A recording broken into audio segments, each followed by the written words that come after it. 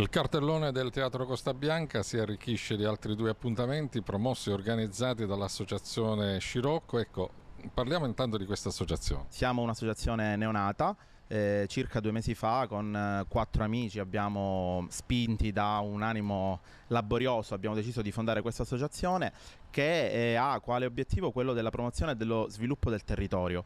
Chiaramente noi abbiamo la nostra sede a Realmonte, ma cercheremo di abbracciare un po' tutto l'ambito provinciale agrigentino, cercando appunto di promuovere quanto più possibile il territorio della nostra provincia.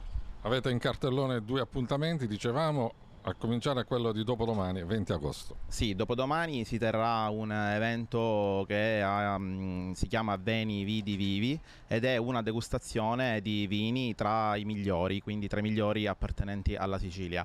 Saranno quindi presenti 5 cantini tra le più esclusive della regione e inoltre allo stesso evento sono collegate anche 2 attività collaterali, cioè la presentazione di 3 libri di 3 scrittori realmontesi che hanno scritto su 3 ambiti letterari diversi e quindi noi in qualche modo li presenteremo nell'ambito, diciamo, di questo momento siciliano. E poi vi è anche un photo contest, quindi un concorso, diciamo, fotografico che ha quale tema vino e mare, e la migliore fotografia sarà premiata da una giuria competente. E poi la serata di cabaret del 25. Sì, poi abbiamo noi una serata che riteniamo essere di punta, se non altro dal punto di vista, diciamo, della quantità della risposta che ha ricevuto, che è lo spettacolo dei Soldi Spicci, i quali quindi saranno a Realmonte in esclusiva per la provincia di Agrigento. È stato un grande, io dico un grande tra virgolette colpo, quello di riuscire a portarli a Realmonte, perché erano sicuramente ambiti da vari paesi, addirittura anche da varie città